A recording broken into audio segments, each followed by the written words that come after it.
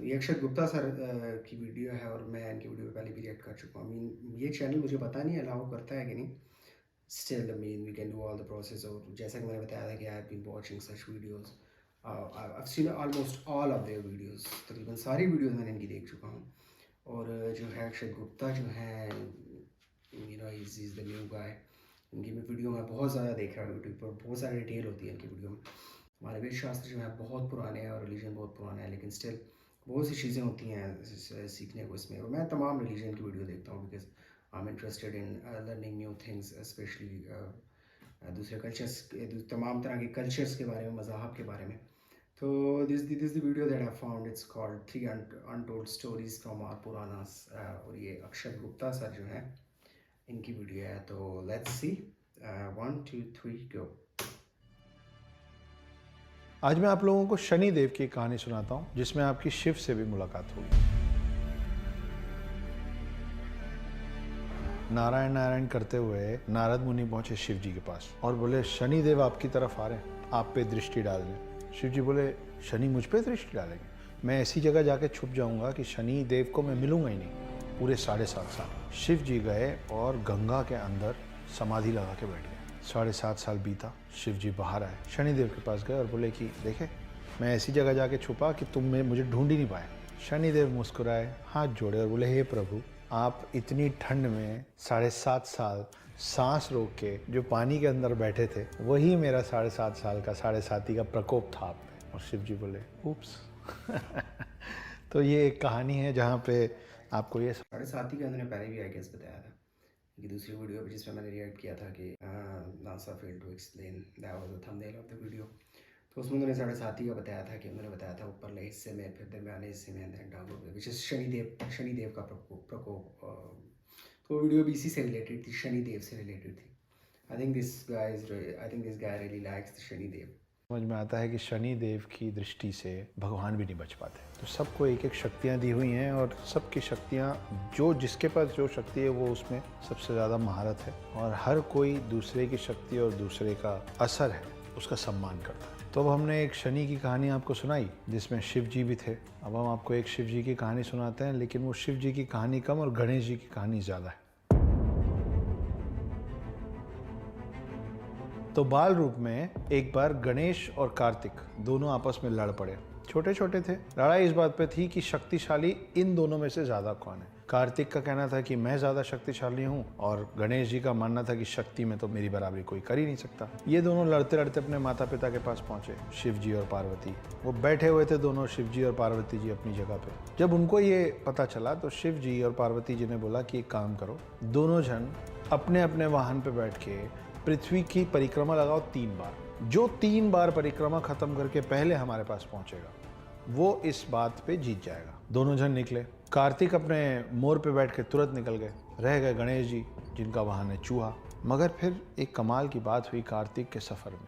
कार्तिक जहां जाते पृथ्वी का भ्रमण करते हुए, परिक्रमा लगाते हुए, चूहे के पैर के निशान पहले से। पहले राउंड में चूहे के पैर के निशान, सेकेंड राउंड में चूहे का एक और पूरा परिक्रमा किया हुआ पैर का निशान। कार्तिक परेशान किया, रास्ते में तो कहीं दिख नहीं रहे, और एक चूहा और मोटू गणेश मुझसे और मेरे मोर से आगे कैसे चल रहा है। जब 3 परिक्रमा खत्म करके कार्तिक पहुंचे शिव और पार्वती के पास वापस, तो देखे गणेश जी बढ़िया अपने चूहे के साथ वहां बैठे हुए। तो कार्तिक ने पूछा, ये कैसे हुआ, तुम ये रेस कैसे जीत गए? तब गणेश जी, जो कि बुद्धि के देवता हैं, उन्होंने बताया कि उन्होंने पार्वती और शिव की ही 3 परिक्रमा कर ली वहीं के वहीं, जिसकी वजह से उनके पृथ्वी के 3 परिक्रमा कार्तिक से पहले खत्म हो गए। शिवलिंग और शिव जी की मूर्ति की परिक्रमा करने का जो कारण है, उसकी एक कहानी ये भी।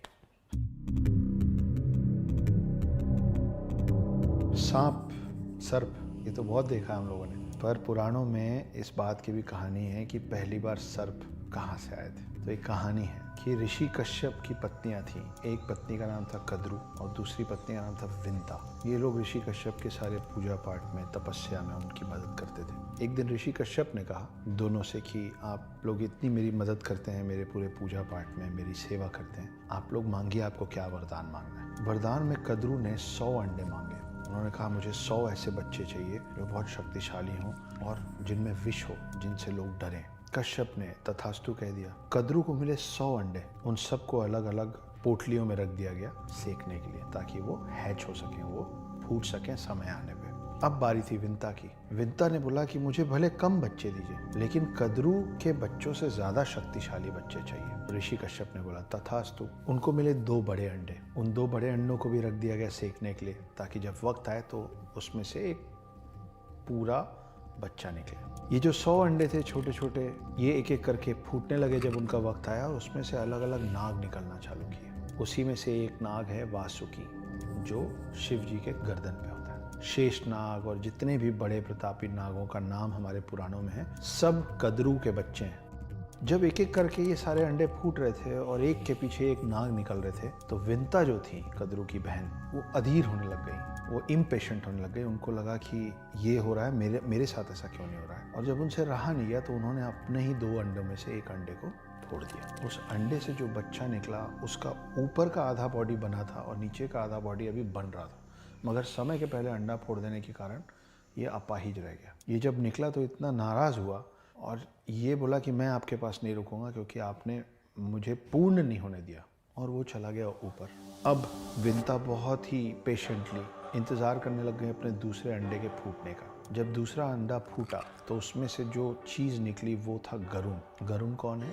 गरुण है विष्णु जी का वाहन। और जो गरुण का भाई था, जो पहले ही ऊपर जा चुका था, जिसका नीचे का शरीर नहीं है, उनका नाम है Arun.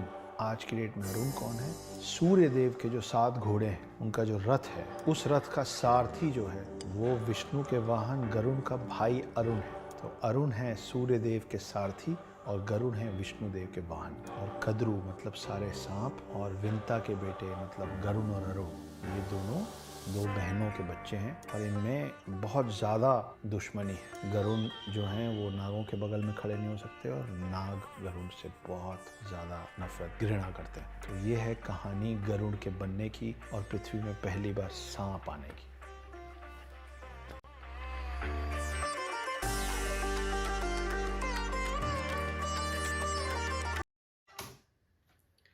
So guys, that was the video। और 3 स्टोरीज उन्होंने बताई जो कि बहुत ही ज़्यादा एक्साइटिंग स्टोरी थी। पहले उन्होंने बताई शनिदेव की, कि 7.5 जो है वो इवन जो शिव भगवान है वो भी उससे बच नहीं पाए। महादेव हैं जो महाकाल हैं, वो भी उससे बच नहीं पाए। उन पर भी 7.5 का वक्त आया था, जिसकी वजह से उन्होंने बताया कि शनिदेव उनकी तरफ आ रहे थे।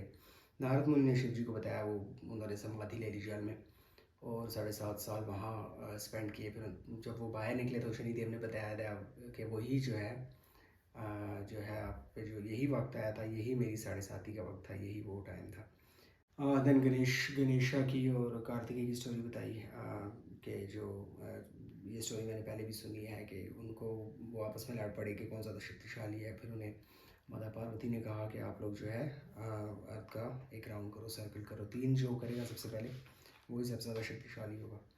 तो जो गणेश थे, जो बुद्धि के देवता जिन्हें कहा जाता है, उन्होंने अपने ही पेरेंट्स के इर्द गिर्द, शिव जी के इर्द गिर्द और पार्वती जी के इर्द गिर्द उन्होंने राउंड किए 3 और, क्योंकि उनके लिए मतलब ये बताया गया कि उनके लिए यूनिवर्स वही थी, उनके लिए जो पृथ्वी है वो वही थी।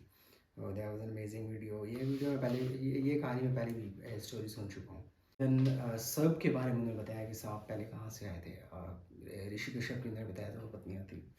ये ऐसी स्टोरी है जो पहले सुनी नहीं है। ऑब्वियसली वेद पुराणों में बहुत ज़्यादा वेद शास्त्र जो हैं उनमें बहुत ज़्यादा डिटेल है। तो कद्रू और विंता की स्टोरी है कि जो कद्रू को जो है वरदान के तौर पे 100 अंडे दिए गए, और जो उनकी बहन थी विंता, उनको 2 अंडे दिए गए जो कि बड़े साइज़ में बड़े थे।